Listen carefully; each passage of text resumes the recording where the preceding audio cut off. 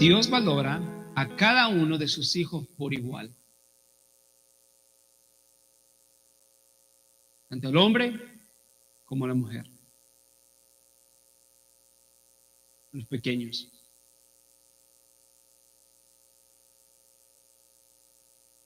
Y hemos visto que si Dios le importa cómo tratamos y que por causa del pecado nos podemos convertir en piedra de tropiezo en contra a un hermano, sería mejor, dijo Jesús, que a esa persona le aten una piedra de molino al cuello, que lo metan a un bote y que lo metan a lo profundo de la mar y que estando allá en medio del mar lo tiren y que se ahogue. Una imagen terrible, porque morir así es traumáticamente, morir por asfixia, lentamente, agua entrando a los pulmones, inmovilizado por el pesor de la piedra.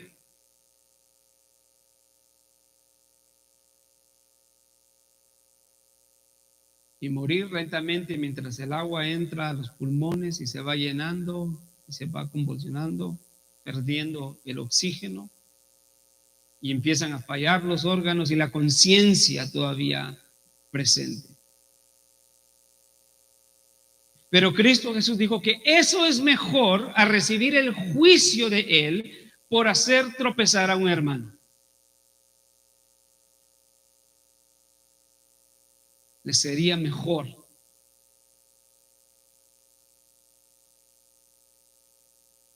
Ay del mundo por sus piedras de tropiezo.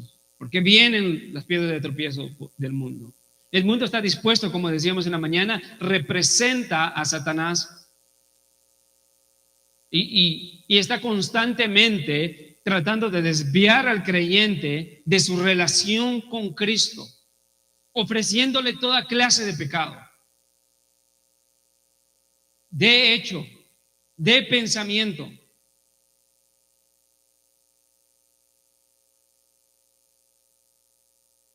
Y ese mundo recibirá su juicio por eso, por hacer o querer hacer tropezar a un pequeñito.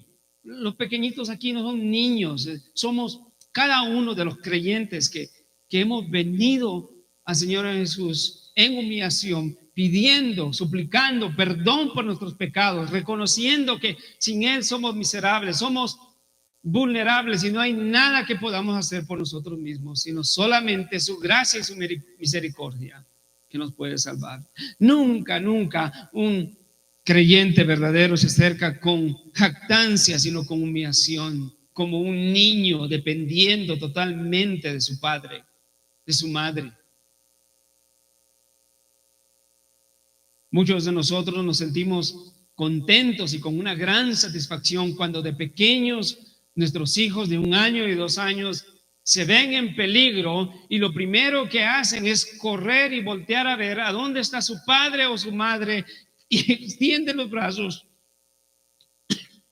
y piden esa protección. Así es cada uno de los creyentes.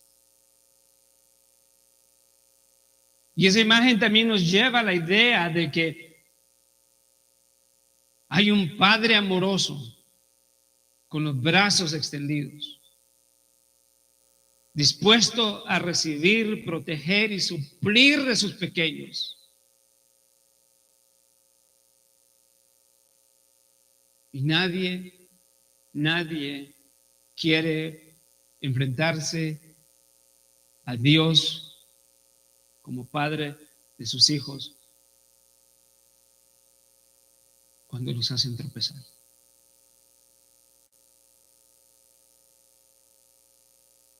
Piensa en tus hijos. Si los haces tropezar, les pones una piedra de tropiezo para que crean al Evangelio o les quitas la piedra.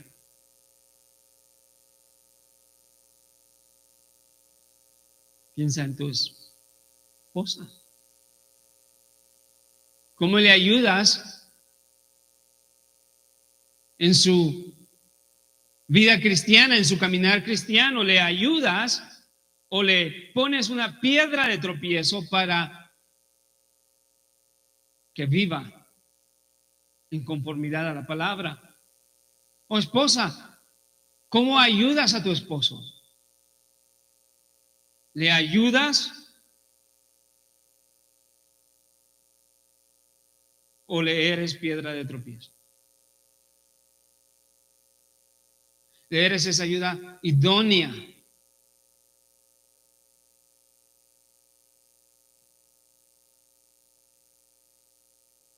Nadie quiere enfrentar a Dios como un padre de sus pequeños, de sus hijos, los creyentes.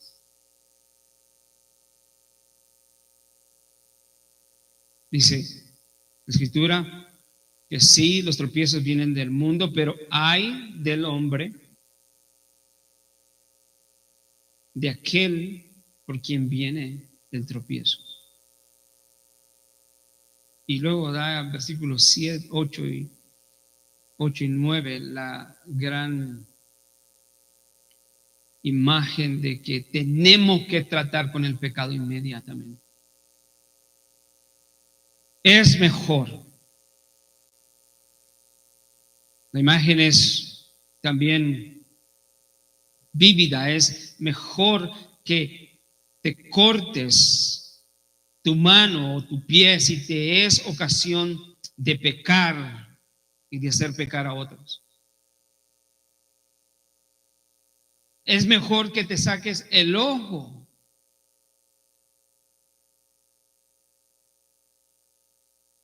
que te lo arranques, arrancarlo desde adentro. La imagen ahí es, visto cuando sacan un árbol con raíz o alguna planta, sale todo. Es mejor que te lo arranques y échalo de ti. Es mejor entrar en la vida con un solo ojo que teniendo dos ojos y ser echado al infierno de fuego. Obviamente no está llamando a hacerlo literalmente, sino esto es una hipérbole, es una exageración y Jesús está usando esta imagen para decirle al creyente, en otras palabras, trata con tu pecado ya inmediatamente. El sacar un ojo, si alguien se lo sacara, lo dejaría todavía con el mismo pecado porque pues pecaría todavía con el otro ojo.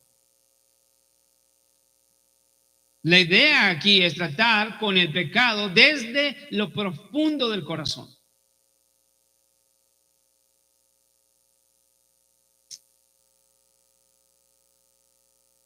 Es entendible, hermanos, de que hayan ofensas entre hermanos. En la iglesia es entendible que hayan ofensas entre esposos, entre padres e hijos, pero nunca debe de ser un patrón a tal punto que haga tropezar a esa persona. Y sin embargo, hemos visto casos terribles en donde los padres han sido la razón por la cual los hijos nunca quieren ir a la iglesia.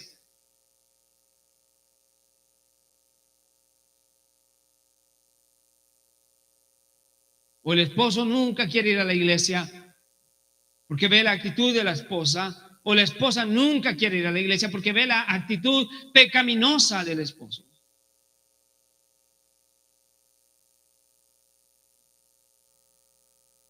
Esta es una gran tarea, imposible, amados hermanos. Es solamente por la ayuda de la palabra de Dios y del Espíritu Santo de Dios que podemos vivir de una manera cuidadosa, no haciendo tropezar a otros, porque de hecho, hacer pecar a otros de entre nuestros hermanos es menospreciarlos, es tenerlos por poco, es tenerlos como nada. Y eso quedó muy claro que Cristo dice que lo que hacemos a uno de los pequeñitos lo hacemos a Él. Y lo que no hacemos a uno de esos pequeñitos no lo hacemos a Él. Suficiente con las excusas de ofender y hacer pecar a los hermanos. Tenemos que vivir como una iglesia que refleje la humildad, el amor sincero y el servicio sacrificial, no viendo cómo exprimir a un hermano, o humillar a un hermano, o hacer tropezar a un hermano. Esa es la advertencia que nos viene en el versículo 10 de Mateo 18. Y nos viene con la palabra mirad, como empieza Jesús diciendo, dando un imperativo. Ese es un verbo imperativo, la palabra mirad, versículo 10, vamos a leer la palabra del Señor y dice, mirad que no despreciéis a uno de estos pequeñitos, porque os digo que sus ángeles en los cielos contemplan siempre el rostro de mi Padre, que está en los cielos. Versículo 11, porque el Hijo del Hombre ha venido a salvar lo que se había perdido. Y ahora en el versículo 12 Jesús vuelve a hacer una pregunta retórica con el fin de enseñar a sus discípulos. Cada vez que Jesús preguntaba, ¿qué os parece? Esta es una forma de pregunta que usaban los maestros judíos, los rabís, para enseñar, y lo que querían decir era, lo que te voy a preguntar ahora es necesario que medites profundamente en esto.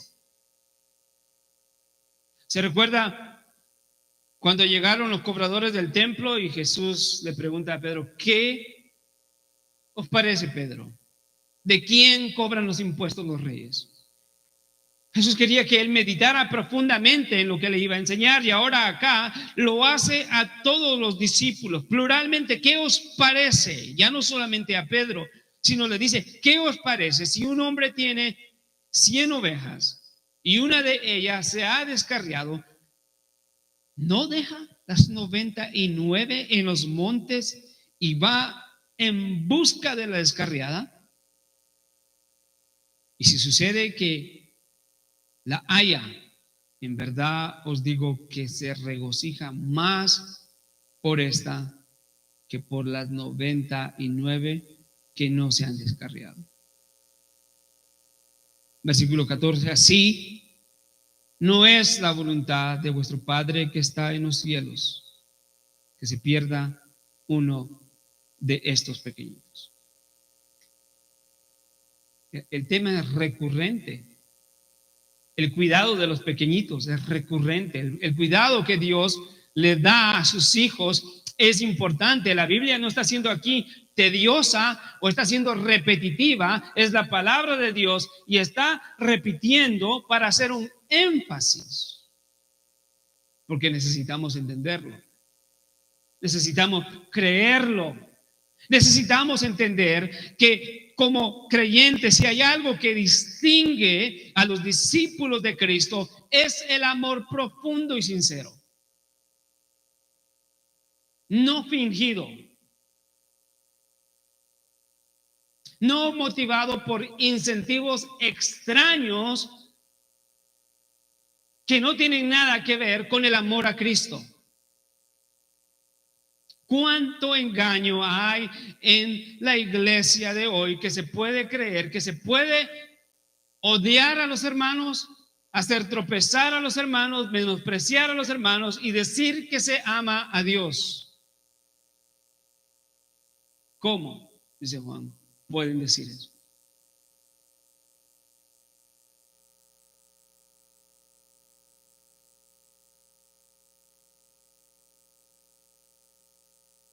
El tema es recurrente, el tema es importante. La palabra de Dios nos lo da porque es importante que entendamos, y por eso creo que este capítulo es transformador para la iglesia, es fundamental para la iglesia cristiana. Porque ¿Usted quiere deslumbrarse de una iglesia cristiana? Le garantizo que si usted está viendo correctamente, no se va a deslumbrar por el templo, las paredes, la altura del templo, el espacio del templo. Tampoco se va a deslumbrar por cómo la gente va vestida o qué clase de instrumentos y pantallas, luces tienen en el templo. No, no, si usted está viendo correctamente, usted se va a deslumbrar y lo va a marcar es encontrar o visitar una iglesia en donde el amor de Cristo es tan vívido que lo puede ver destilando en cada persona. El amor entre hermanos, el amor verdadero, ¿sabe qué es? Es una destilación del amor de Cristo en el creyente. En otras palabras, si cada uno de los que están acá han sido recipientes del amor verdadero de Cristo, ellos no tienen otra cosa que dar, sino destilar amor para otros, no el menosprecio. No el menosprecio. Pero tristemente vemos lo contrario, tanto de pequeños hasta grandes, de líderes hasta miembros de banca, menospreciándose, pensando que todo está muy bien.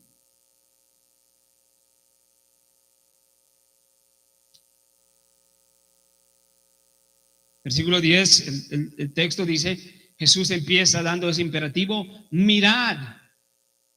Es una orden, es un mandato. Aquí no está diciendo solo aprecien, no está queriendo decir que solamente veamos, sino está diciendo pongan atención de que no desprecien a uno de estos pequeñitos. Esto suena muy familiar al versículo 5 de nuestro mismo capítulo. El que recibe a un niño como este, a mí me recibe. Versículo 6, pero el que haga tropezar a uno de estos pequeñitos. Ese es el mismo tono, pero ahora acá está con un mandato, un mandamiento de parte de Dios, un precepto. No es una descripción de lo que está sucediendo, sino es un llamado a actuar inmediatamente y a poner mucha atención en cuanto a no despreciar a los creyentes, a nadie, desde el más vulnerable hasta el más grande, desde aquel que no sirve en la iglesia, que no tiene ningún trabajo por ahora, hasta aquel que sirve en la posición más alta. Todos, de acuerdo a Cristo, deben de ser tratados con cuidado. El cuidado que Dios tiene para con sus hijos.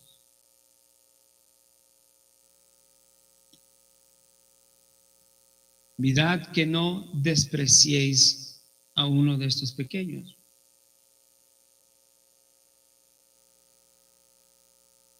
¿Cómo esto es importante para la iglesia del día de hoy? Porque el mundo ha influenciado a la iglesia. Y es muy fácil que la iglesia adopte las actitudes pecaminosas del mundo, teniendo discordia unos con otros, igual que el mundo. Hablando mal los unos de los otros.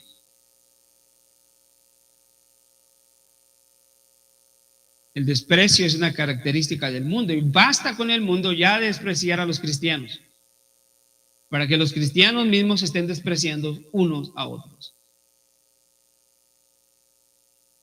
Equivocadamente, ¿no? Y Jesús todavía sigue tratando con aquel pecado del orgullo. ¿Quién es el más grande en el reino de los cielos? El querer ser más grande que otro hermano significa el menosprecio y el rebajo del otro hermano, ¿no? Y Jesús está diciendo, no menosprecien. Esto es la vida de la iglesia. Hermano, y mi deseo, mi corazón es que cada uno de nosotros podamos aprender esto y adoptarlo y practicarlo en el corazón, porque el punto acá es que Dios cuida de sus hijos. No quiero ser redundante, pero quiero enfatizar eso. Vemos la forma en la que Él dice que sería mejor el castigo, la piedra, el molino, para que se hundiera en el mar. Eso es una imagen del valor que Dios le da a sus hijos. Y ahora está dando el mandamiento.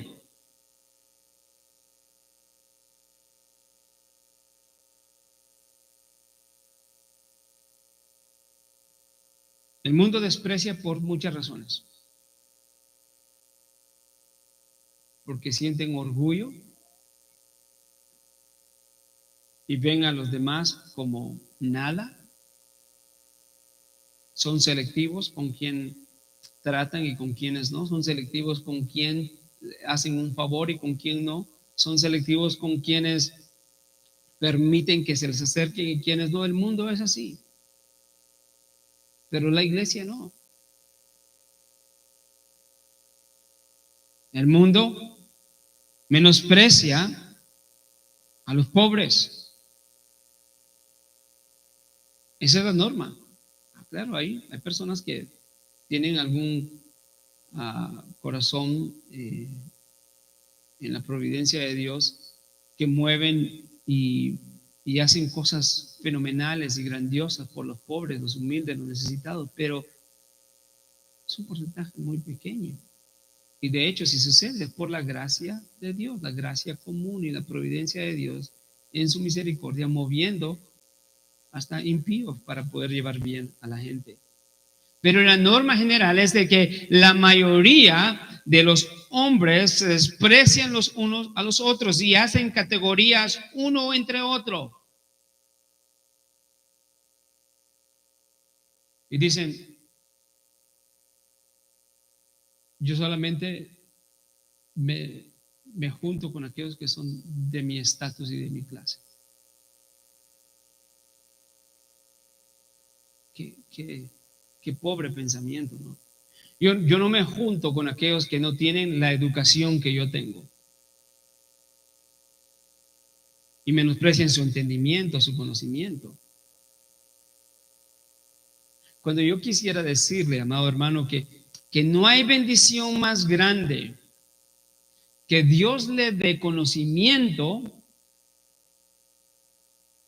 a un hombre para que ese hombre lo pueda impartir a otros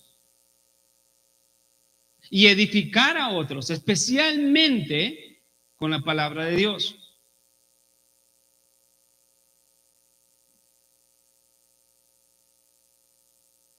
Pero el mundo piensa así, ¿no?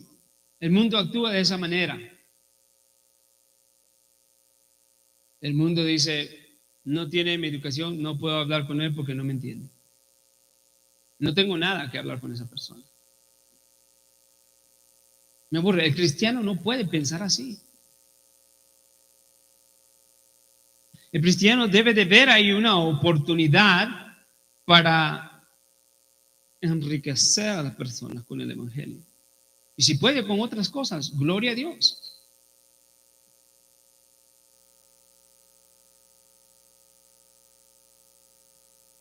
Cuando vivía en California, me sorprendió mucho ver a un hombre que tenía mucha experiencia en vendiendo muebles de casa nuevos. Bueno, era un hombre emprendedor y yo quería emprender en esa área como parte de mi trabajo. Quería hacer eso para ir a la escuela y bueno, es una gran historia, pero el punto era de que de repente él llega provincialmente a contactarse conmigo por medio de mi hermano Marvin, que él lo conocía, y me sorprendió que yo me llegué con él todo como preocupado y dije, le voy a pedir que me ayude, pero no sé si me va a ayudar. Y, y bueno, voy a pedirle la ayuda, a reunirme con él. Eran dos hermanos, de hecho, y en el camino iba recordándome que la última vez cuando tenía 15 años y fui a un part-time de trabajo y era de pintar una pared y estaba el que estaba encargado ahí, yo llegué y yo no sabía nada que hacer y dijo, mira, agarra la brocha, el rolo y haz como tú puedas porque yo no tengo tiempo de enseñarte, ni te quiero enseñar. Iba pensando en eso, ¿no? La actitud que había experimentado. Bueno, y le pudiera contar un montón, ¿no? Pero venía pensando en eso. Cuando llego, me recibe, me entra a su casa, yo sorprendido, me ofrece de tomar algo y me empieza a explicar y me saca, mira, esta es todos los productos, estas son las fuentes de distribución, esto es lo que tienes que hacer, ir a este lugar, esto es lo que tienes que hacer, cómo puedes ponerle precio a todo. Y yo me quedaba pensando y me estaba dando todo, ¿no?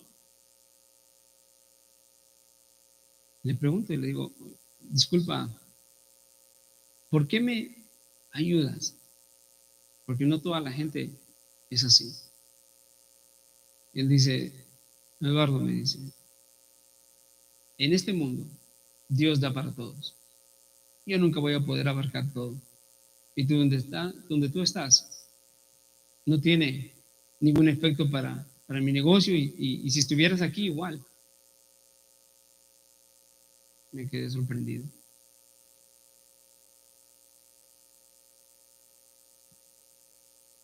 Los creyentes, amados hermanos, deben de cuidar a sus hermanos en Cristo, no despreciarlos, no tenerles envidia. La manera en que un creyente menosprecia a otro creyente es por su apariencia física, posiblemente.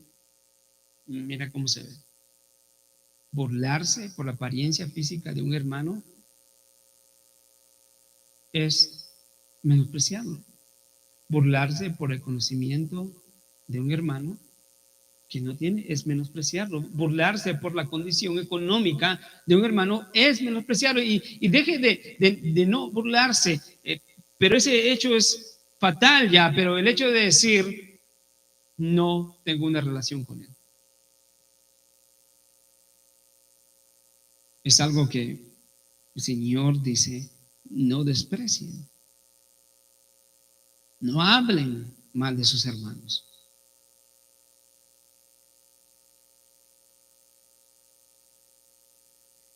Esto es importantísimo. No debemos de ignorar lo que la palabra de Dios nos dice acerca de esto. Primera de Timoteo 4:12.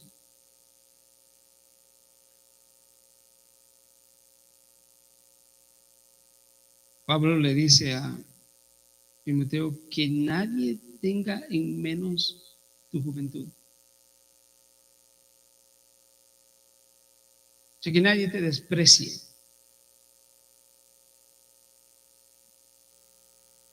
Sino sé ejemplo de los creyentes. ¿Sabe cuál debe de ser la actitud? Que es con el contraste de menospreciar a otros, es valorarlos como Cristo los valora. Y empieza teniendo el concepto correcto de quiénes somos nosotros para ellos. Y todo debe de empezar reconociendo que no somos mejores que nadie. Reconociendo que no debemos esperar servicio de otros, sino servir a otros. Véalo conmigo. Romanos, capítulo 12.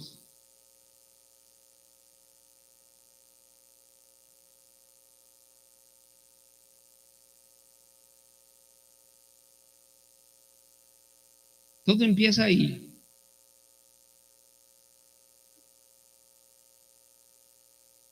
Que que dice la palabra, dice, porque en virtud de la gracia que me ha sido dada, digo a cada uno de vosotros, que no piense más alto de sí mismo, de sí, que lo que debe pensar.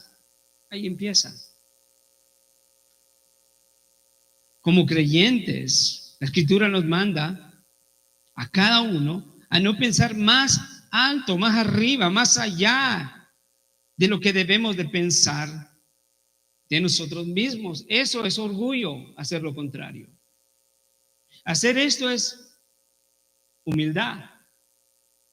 Pensar correctamente de nuestra posición, hermano. Y cuando los hombres y las mujeres en una iglesia son conscientes de su posición en Cristo y se ven como siervos. De hecho,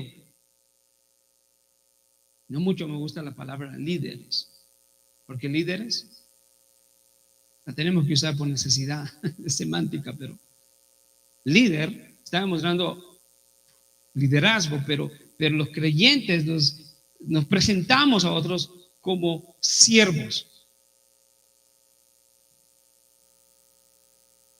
Y ni siquiera como grandes siervos, porque eso es decir algo pomposo y se ha convertido en algo como un título mejor, sino siervos inútiles. Eso es lo que somos. Reconocer eso empieza ahí.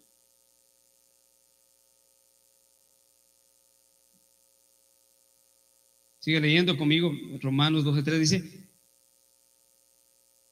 sino que piense con buen juicio según la medida de fe que Dios ha distribuido a cada uno. Esto tiene que ver con la verdadera conversión. El que es salvo no es medio salvo, es salvo plenamente. Y si es salvo y es objeto del amor de Dios, y si tiene un ejemplo de la humildad de Cristo, Filipenses 2, que se humilló, él va a hacer lo mismo. Entonces va a pensar con congruencia, con buen juicio, con buen criterio. Va a decir, esto es lo que debo de hacer, conforme a mi nueva naturaleza, conforme a la medida de la fe que Dios me ha dado.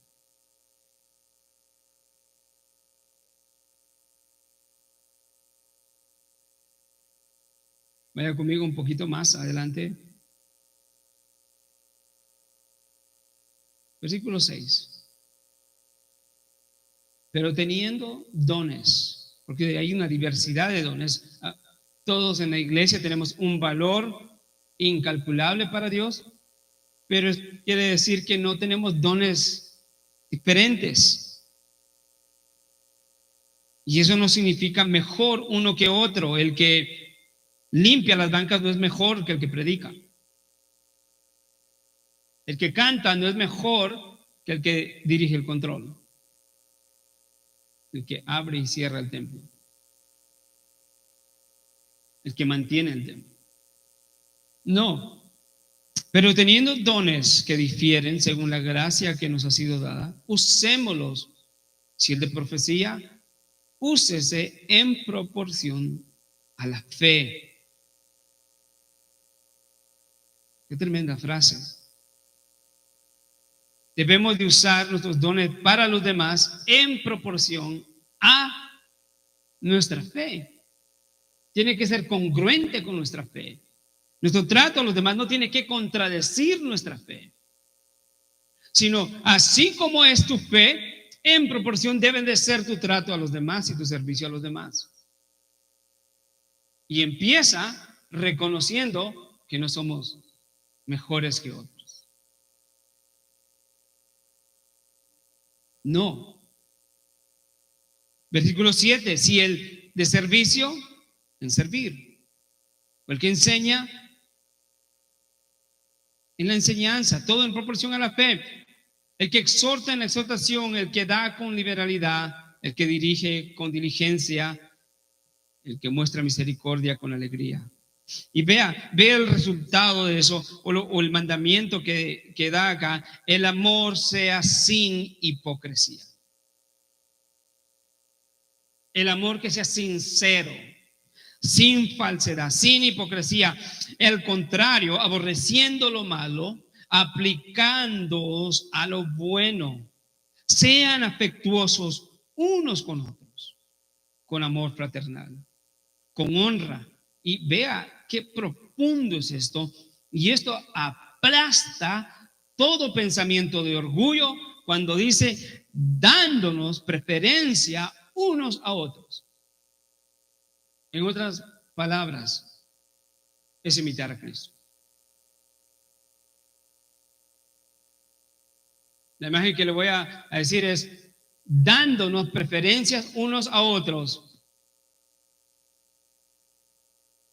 Si estás en un lugar en donde va a pasar un tren y no puedes salir de ahí más que solamente uno, y estás con tu hermano debe de salir.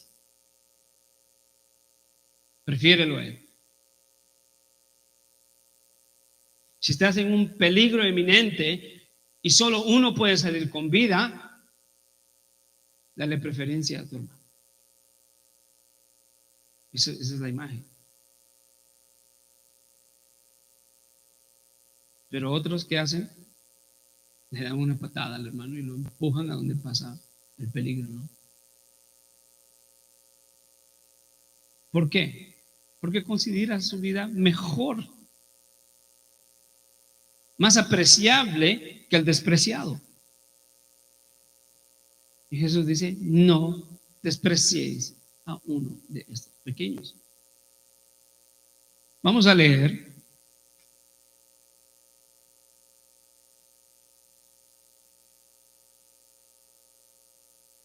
sean afectuosos unos con otros, con amor fraternal, con honra, dándose preferencia unos a otros. No sean perezosos en lo que requiere diligencia. En todo esto que hemos estado viendo, esto requiere diligencia, caminar correctamente, pensar profundamente acerca de esto, fervientes. Escuche, no se trata solamente de decir: lo tengo que hacer, le voy a hacer favor al hermano, le voy a ayudar en esto porque tengo que hacerlo. No, debe de haber un amor ferviente en espíritu, porque en haciendo eso es como hacerlo al Señor. Y Pablo termina así: sirviendo al Señor. Esto es lo que pasa cuando somos diligentes y fervientes en espíritu. Es una evidencia de que servimos al Señor.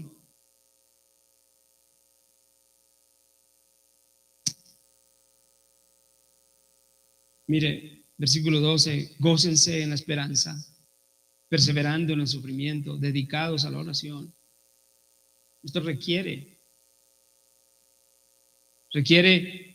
perseverancia, no solo un día.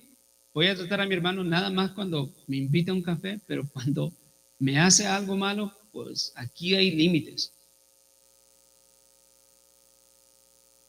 Imagínense si Dios dijera así. Si Cristo dijera: bueno, ya le aguanté 2, 3 pecados, pero aquí hay límites.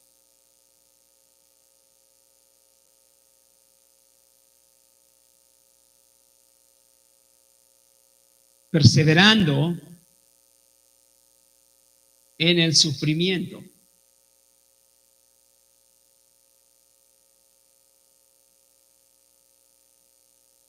Dedicados a la oración. Solo en nuestra humanidad, en nuestra carnalidad, no vamos a poder hacerlo. Necesitamos orar al Señor genuinamente por un amor sincero, cuidadoso para los hermanos. Y empezamos por los de casa. Si no podemos ser sinceros y perseverantes en un amor genuino con los de casa, no vamos a poder ser sinceros y genuinos, perseverantes con un amor genuino en la iglesia, con los hermanos, y por lo tanto mucho menos con el mundo. ¿Y cómo vamos a hacer luz?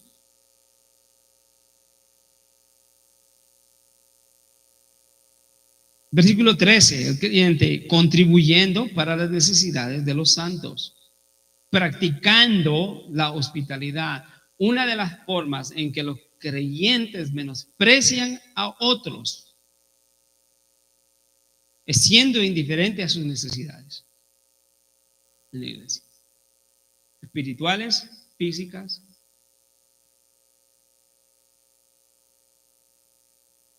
¿Podría alguien estar tranquilo viendo que su hermano está sin comer 2 días?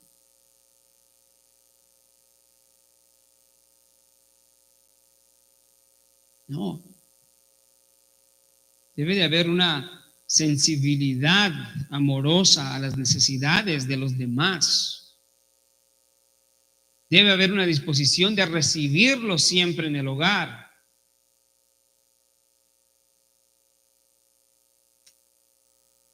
Si un hermano llega a la casa de otro hermano y ese hermano lo sienta y no le ofrece ni siquiera un vaso de agua o un café, le está diciendo: no quiero que estés aquí.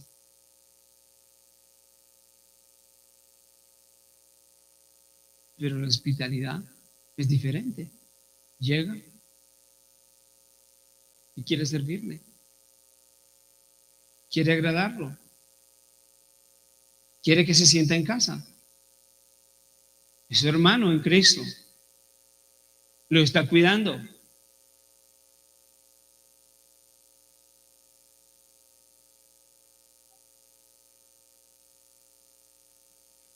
Bendecid a los que os persiguen y bendecid a los que os maldigan. Aún, escuche, la Biblia no nos da licencia. En el versículo 14 dice: los creyentes que tienen ese pensamiento de ellos correcto, que no piensan más de ellos de lo que deben de pensar, tienen que bendecir a quienes los persiguen, a quienes pecan en contra de ellos. La pecaminosidad en los demás no es una licencia para despreciarlos. Por eso dice: bendecid a quienes los maldigan. Y muchas veces tendemos a menospreciar a los hermanos que pecan, ¿sí? Ya cayó, yo sabía. Y está en ese lugar porque él quiso. ¿Quién sabe si Dios va a tener misericordia de él?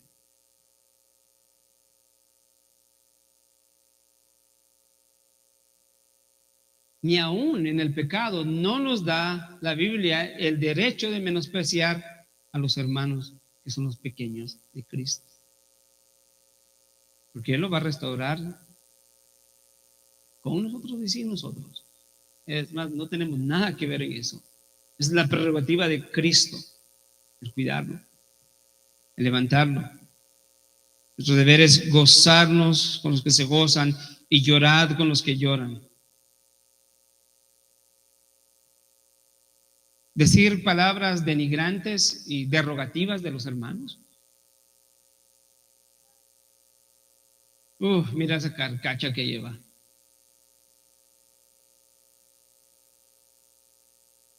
No entiendo.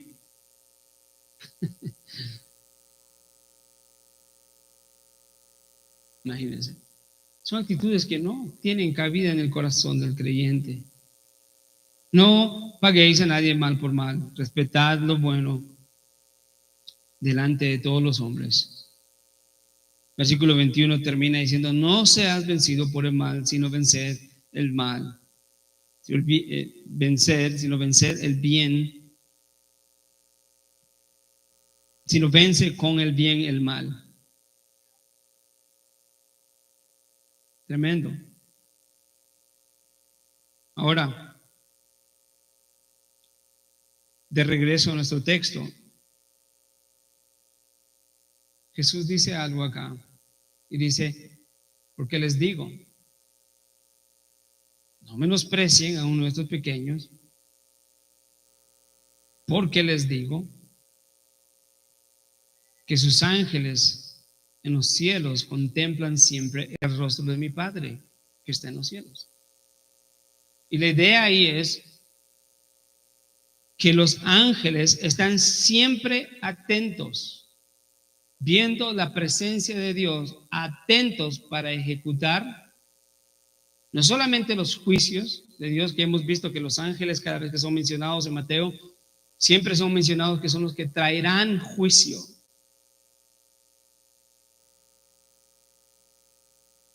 Pero están atentos viendo el rostro del Padre, de quien dice Jesús, de mi Padre. Atentos, esperando las instrucciones para acudir a la ayuda de los creyentes.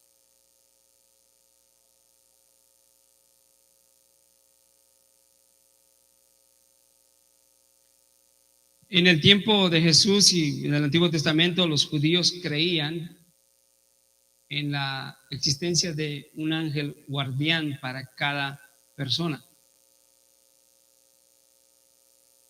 Pero no es esto a lo que se está refiriendo acá Jesús. No se está refiriendo a un ángel guardián específico para una persona específica, sino simple y sencillamente es una declaración que está diciendo que debemos de tener cuidado de no menospreciar a los pequeños, porque los ángeles, que son ministros del Señor, están frente a Él.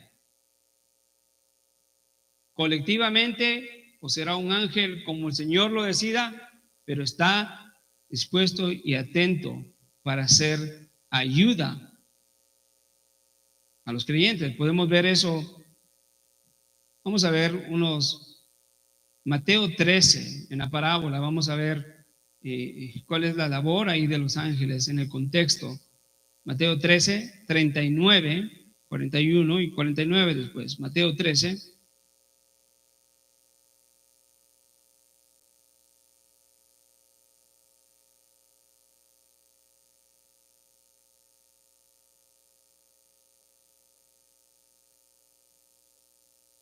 Esto fue en la explicación de la parábola del trigo y la cizaña.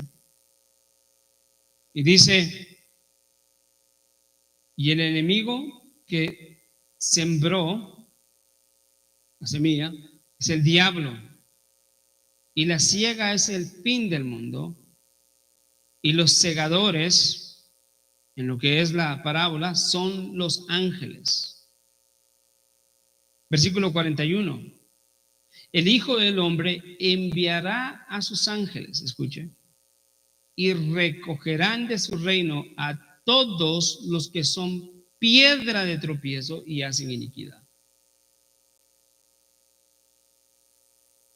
Creo que haría muy bien aquellos que menosprecian a sus hermanos y que le están siendo razón de tropiezo, que pensaran en la labor de los ángeles que el Señor enviará en el día del juicio para quitar de en medio a todos aquellos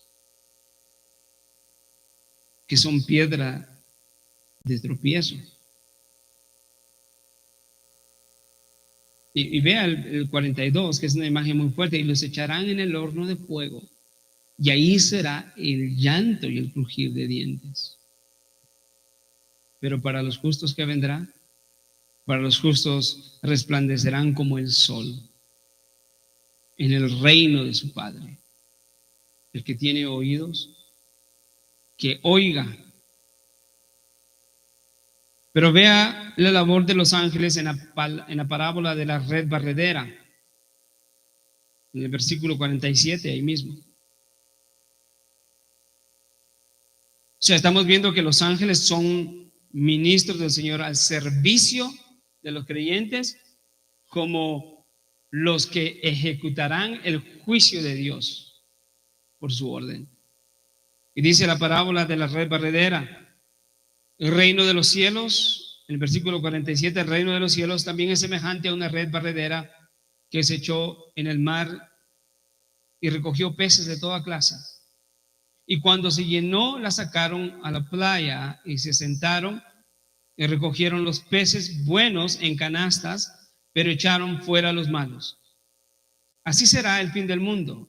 Los ángeles saldrán y sacarán a los malos de entre los justos y los arrojarán en el horno de fuego, y así será el crujir de dientes.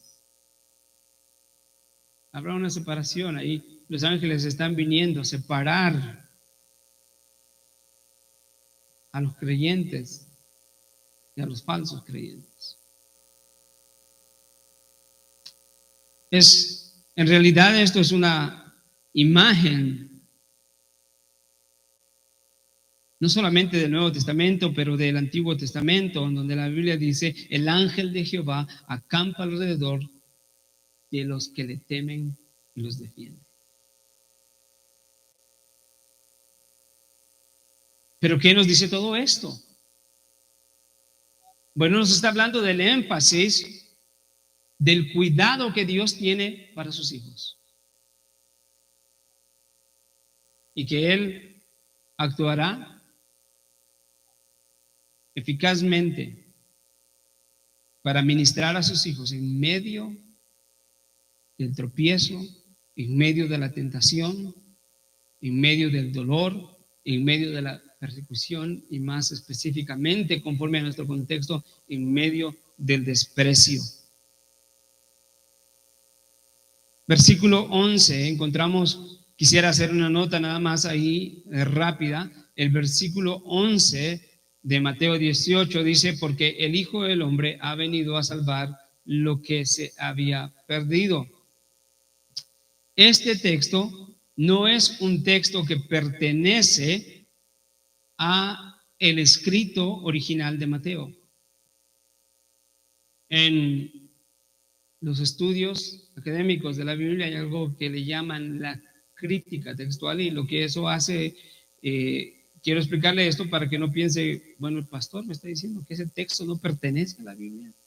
Y sí, no pertenece aquí en Mateo. Sí pertenece en Lucas 19:10. Es algo que Jesús dijo, pero en los escritos originales de Mateo no aparece, en los escritos más antiguos. Entonces, aunque sí habla de algo que Jesús sí dijo en Mateo 19:10, no es algo que está en este texto de Mateo 18. Se cree que algún escriba, por alguna buena intención, lo añadió para añadir un poco más de énfasis a lo que el texto enseña. Es necesario decir eso porque no voy a hacer ningún comentario acerca de ese texto. Pero saltamos al versículo 12, entonces, habiendo explicado eso, el versículo 12, Jesús les dice a los discípulos: ¿qué les parece? Si un hombre tiene 100 ovejas y una de ellas se ha descarriado, ¿no deja a las 99 en los montes y va en busca de la descarriada? Y sucede que la haya. En verdad os digo que se regocija más por esta que para los 99 que no se han descarriado. Y termina el versículo 14 aseverando Mateo diciendo: así que el Señor dice estas palabras, dice: así no es la voluntad de vuestro Padre que está en los cielos, que se pierda uno de estos pequeños.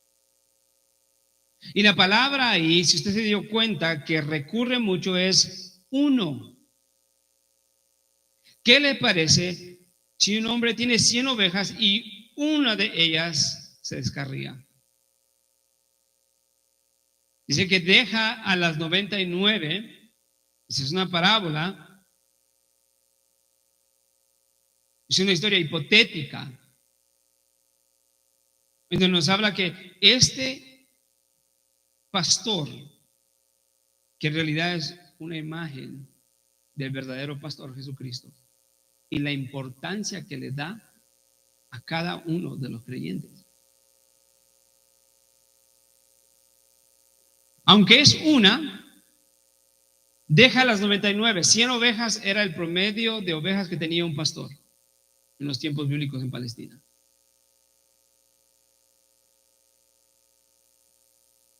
Sin embargo, aunque es solo una y 99 están seguras, el pastor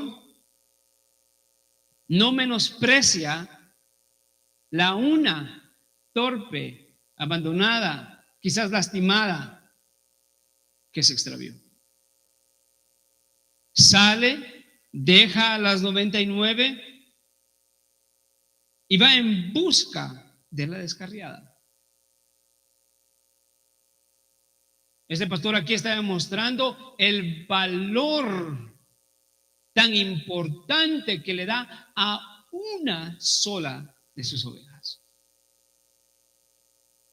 Y lo que esto nos enseña es el valor tan importante que Cristo le da a uno solo. O sea, no es que sea el más importante. Esta oveja no era la más importante que las 99. No.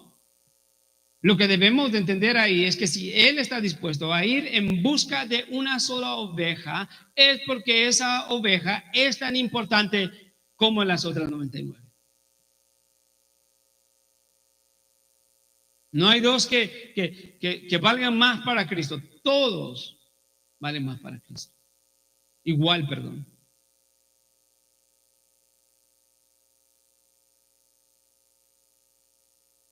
Debemos de ver acá que Jesús en esta pregunta retórica dice, no deja a los 99, es lógico que las va a dejar y va en busca, y vemos la acción de este pastor que nos apunta a Cristo en esta parábola, que cuando hay un desvío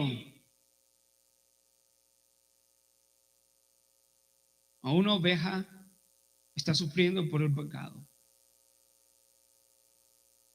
Es Cristo quien toma la iniciativa y va en busca de él. Este pastor no contrató otro pastor para que la fuera a buscar.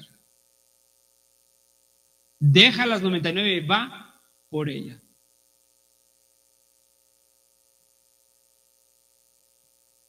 Y sucede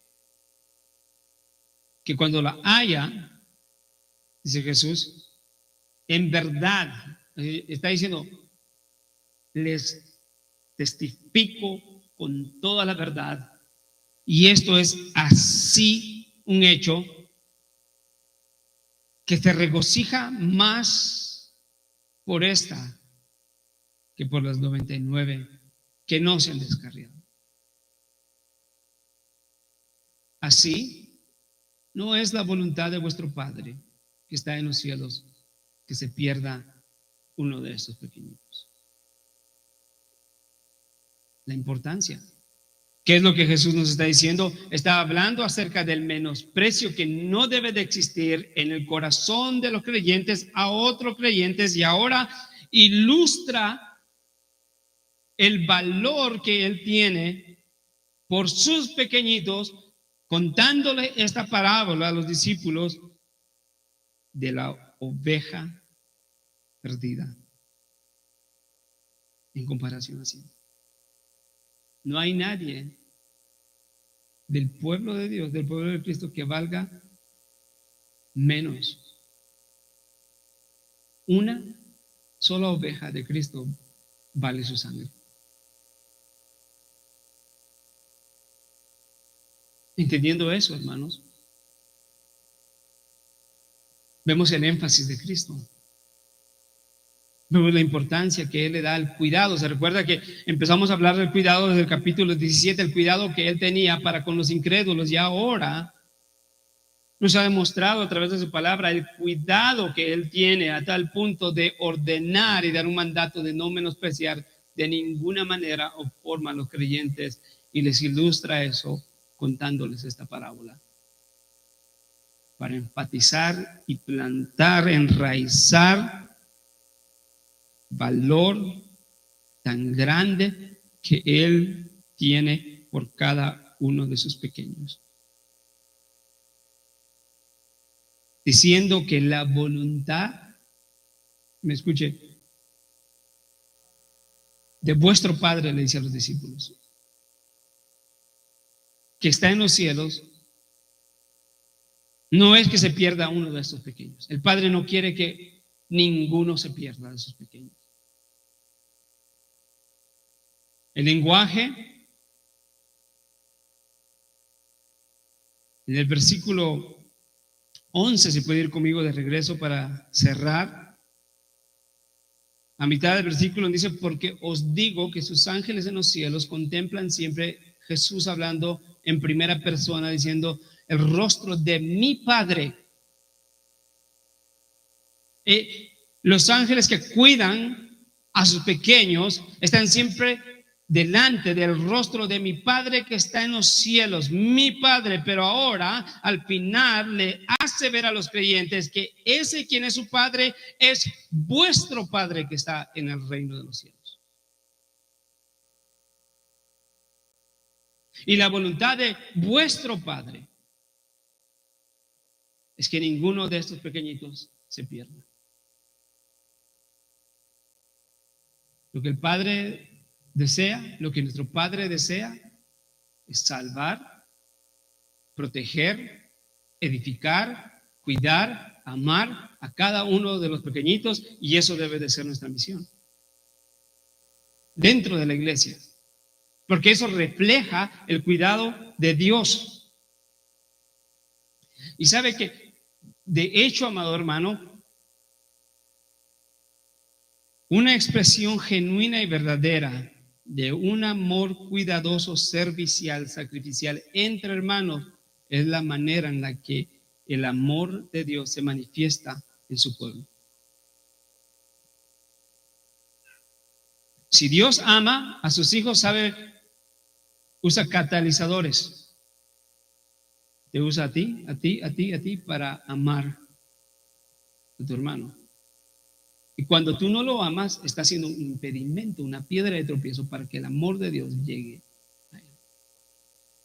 Cuando tú le sirves, es Dios obrando, porque nadie dice en la providencia de Dios, cuando alguien necesita un abastecimiento de alimentos y de repente llega a la puerta y es el hermano tal y tal y dice, oh hermano, no te esperaba, sí hermano, te traje estos alimentos.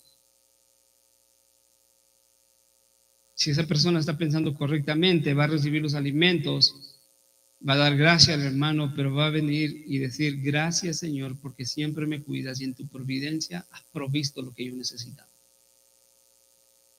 ¿Qué sucedió ahí? Dios pidió al hermano por medio de otro hermano que obedeció.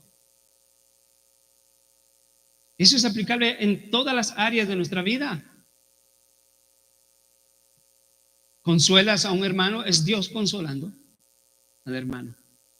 Aconsejas bíblicamente a un hermano, es Dios aconsejando con su palabra a un hermano. Cuidas de sus necesidades materiales y físicas de un hermano, es un medio que Dios está usando para que él pueda bendecir a ese hermano.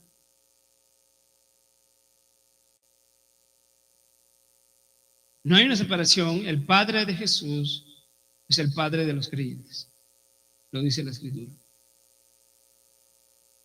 Jesús desea hacer la voluntad del Padre y sus hijos deben de hacer la voluntad de su Padre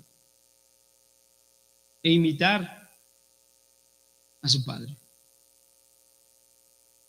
Y aquí el énfasis es que no menospreciar, sino cuidar.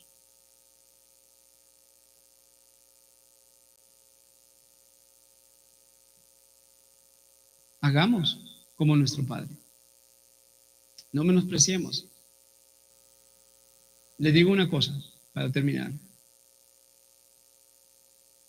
Lo que debemos de hacer es no usar a la gente para nuestros fines y beneficios, sino servirles a ellos para sus necesidades.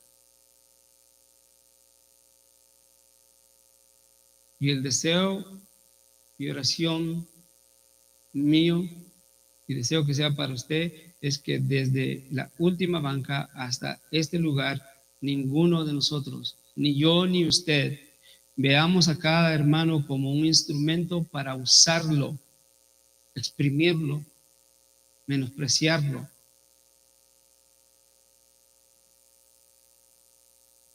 No podemos hacer eso.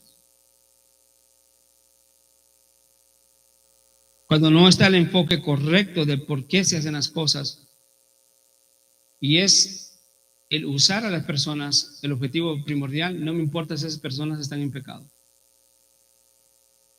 Porque no es su vida lo que me interesa. Lo que me interesa es lo que pueden dar.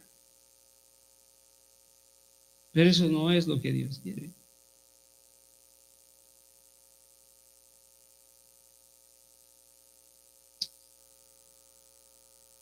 Usar a las personas, menospreciar a las personas, es un pecado. Y entre creyentes no debe de ser practicado, porque esa no es la voluntad de nuestro Padre. Llegó a ser muy personal. Es nuestro Padre. Gracias, Señor, te damos por este día maravilloso delante de tu palabra, delante de ti para adorarte, reconociendo tu gran amor por cada uno de tus pequeños. Tan grande es tu amor por cada uno de nosotros.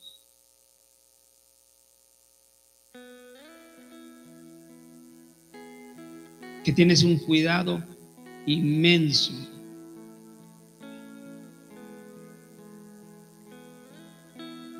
Padre, ayúdanos a entender estos versículos y textos profundos de Mateo 18. Ayúdanos a entender y llevar al corazón el énfasis que estaba haciendo en el capítulo, una vez más, del cuidado entre hermanos, del amor entre hermanos, del servicio entre hermanos.